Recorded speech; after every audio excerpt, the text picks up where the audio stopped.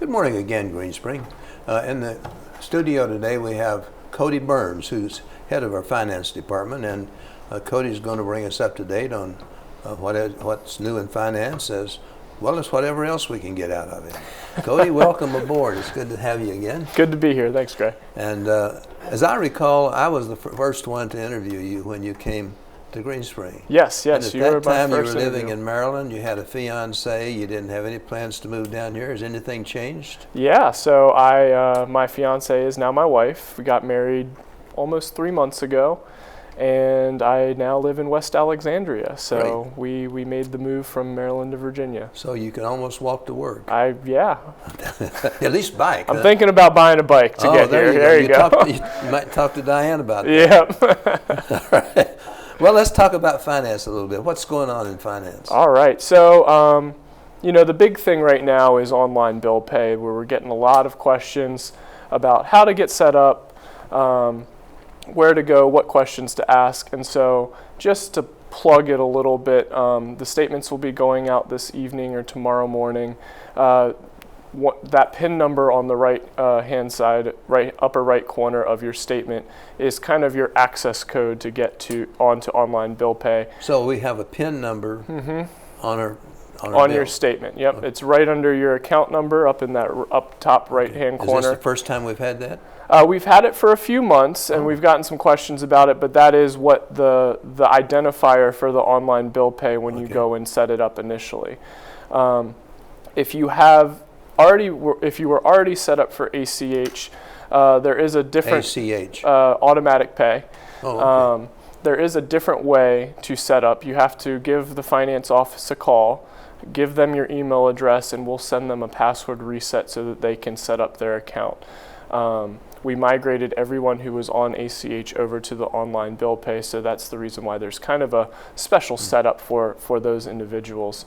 And the other thing I'd like to mention is... Well, no, let's just make sure. So those of us who are on automatic pay, what do we do? So if you want to be able to manage your account online, you have to give the finance office a call. But you said we were automatically switched over, so there's no choice. So there is a choice in as much as you're always on automatic bill pay until you want to stop it. Okay. However, if you want to see your bill online, if you want to change payments, change accounts, whatever the case may be, you would need to sign up for online bill pay, because we won't be able to manage that from the finance office anymore. It would be managed on the online bill pay portal. So if they don't do anything, then it's just still automatic pay. You don't get it on. You don't get your bill online. You get it in your cubby. Correct. Okay.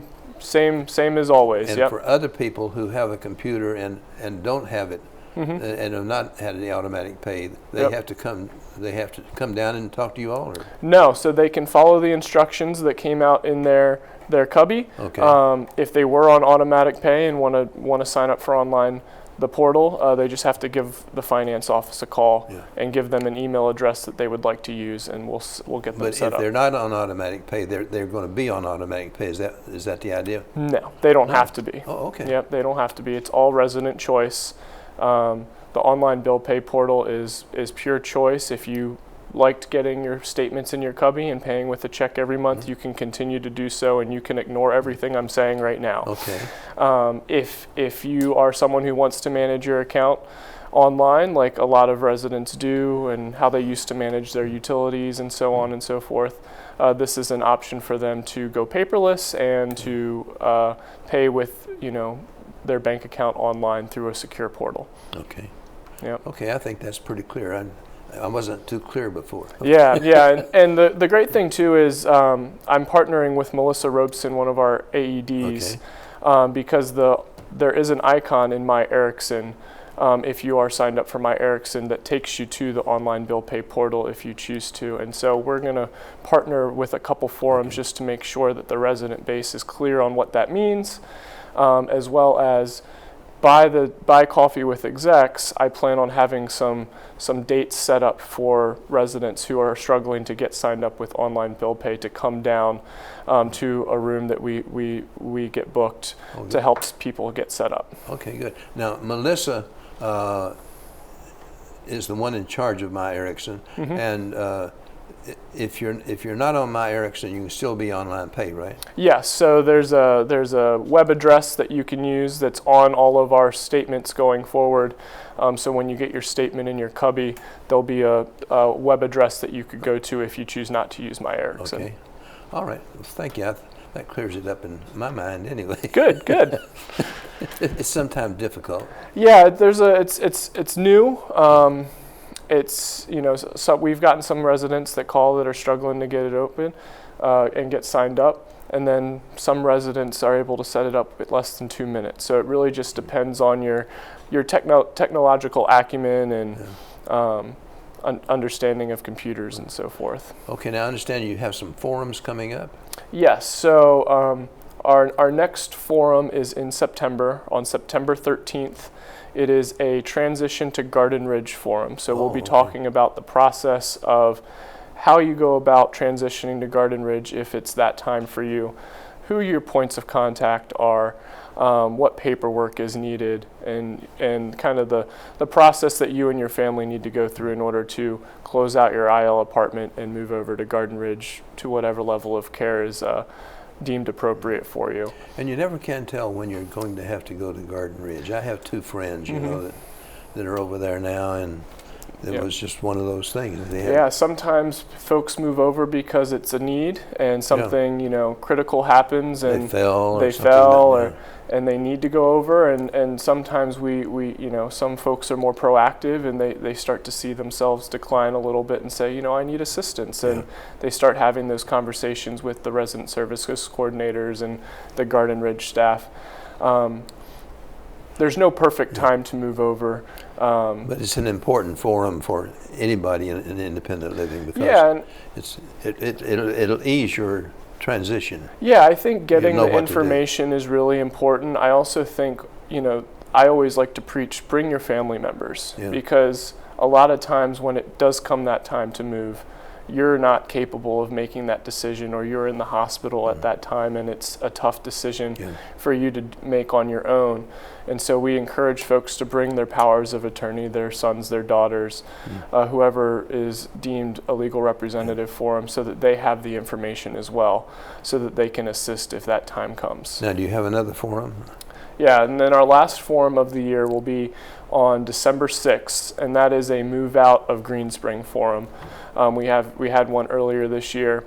We'll be having another one on December 6th, and both of those forums are at 12 p.m. in the Hunters Crossing Conference Center. Okay.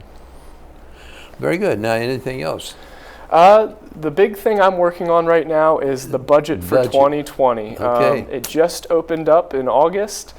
So if you see a few more gray hairs on my head, that's probably why. Yet, so we are starting the planning process for 2020. The planning process runs from August through mid-October. So it's a long process. We try to look at everything that we can look at and get as much information as we can. So more information will be coming out, and as you know, we always present the budget towards the end of the year to the residents. Has the resident council sent the items for its budget in yet? Yes. So we are working on reviewing those right now to see what we can implement within our 2020 plan, and more information about what we are capable of doing will be coming out at a later date. Anything special you're looking for in the budget this year?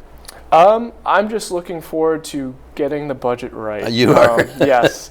We've had a rough couple years with some of our one-offs with the illnesses that we've had and stuff. So really trying to figure out how we can take that into account going into next year, because it's pretty much inevitable that we will have at least one situation or one time period where we'll have some issues.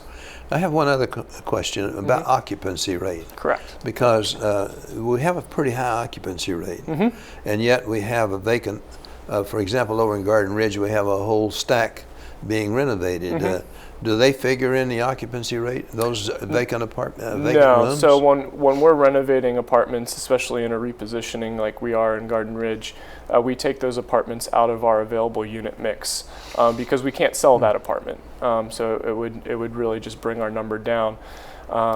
So the occupancy that you see is just on what we're capable of selling Available to sell. Available to sell. Okay. And it's the same in IL as well. If we have units offline, they're not a part of the occupancy. For example, the units that we have overnighters in that you can have as a guest room. Yes, so Yeah. we have 2 guest rooms on campus, and those aren't considered in the available unit mix nor the occupancy.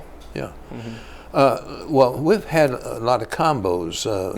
I don't know how many we've had, but every year we have a couple of small apartments go into a larger apartment.